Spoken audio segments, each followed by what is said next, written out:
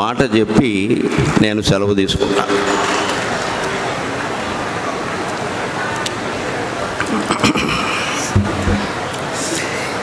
ఈ మాట చెప్పడానికి నాకు హక్కు ఉంది, బాధ్యత కూడా ఉంది.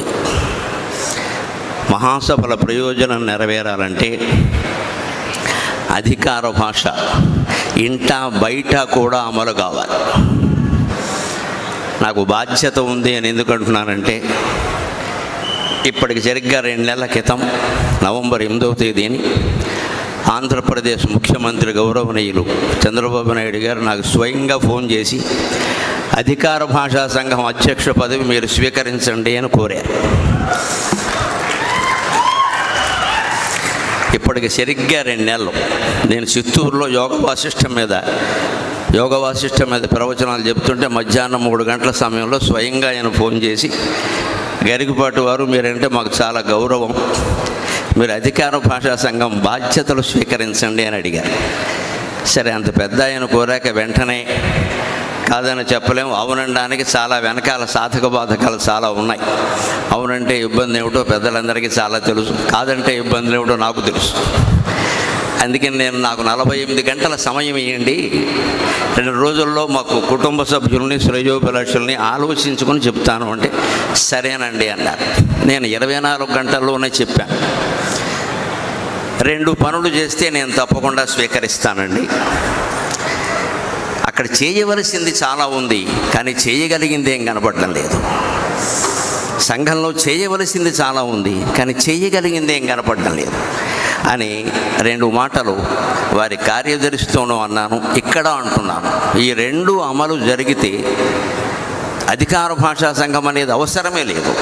ఆ 2 అమలు కాకపోతే అధికార భాషా సంఘం ఉండి ప్రయోజనం లేదు. ఏమిటా 2 అంటే, 1వ తరగతి నుంచి 5వ తరగతి వరకు నిస్సందేహంగా తెలుగు మాధ్యమమే అమలు కావాలి. అందులో సందేహం ఉండడానికి.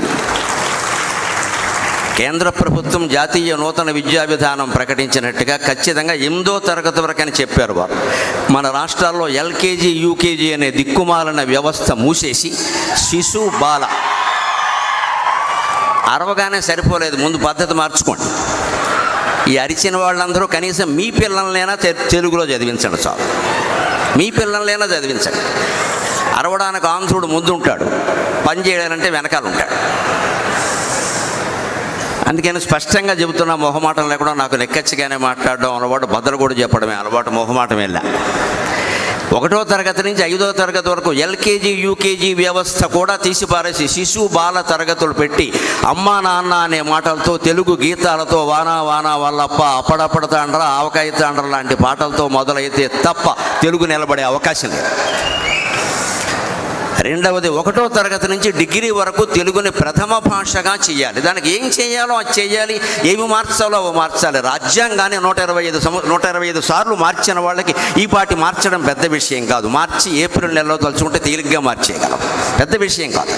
తప్పనిసరిగా మార్చాలి. తెలుగు ప్రథమ భాష అయితేనే వాడు చదువుతాడు. నువ్వు ద్వితీయ భాష అన్నాక అవకాశం ఇచ్చాక ఏదైనా చదువుతాడు, ఏదైనా చేస్తాడు.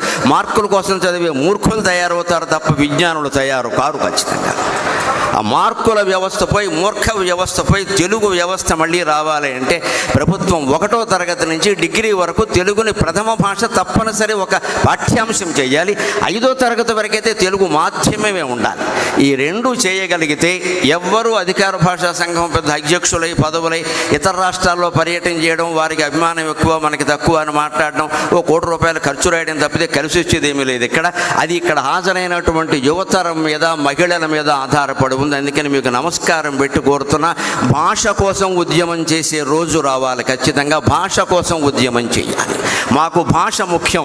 మీకు ఓట్లు కావాలంటే మా భాషను నిలబెట్టండి, మీకు ఓట్లు కావాలంటే మాధ్యమం మార్చండి, మా పిల్లల్ని తెలుగు మాధ్యమంలోనే చేర్పిస్తాం, మా ఇంట్లో తెలుగే మాట్లాడతాం అనేటువంటి పట్టుదల మీకు రాగలిగితే ఖచ్చితంగా తెలుగు భాష నిలబడుతుంది. ఇంకొక మాట చెప్పి పద్య రూపంలో నేను సెలవు తీసుకుంటాను. భావమ భాషయా తెలుగన్న భావ భావనాంబోధిలో బంగారు నోడలో పయనమగును భావమా తెలుగన్న భాషావధూటికి పాదార్చనము చేయు పద్మమగును పద్యమా తెలుగన్న పట్టాభిషిక్తు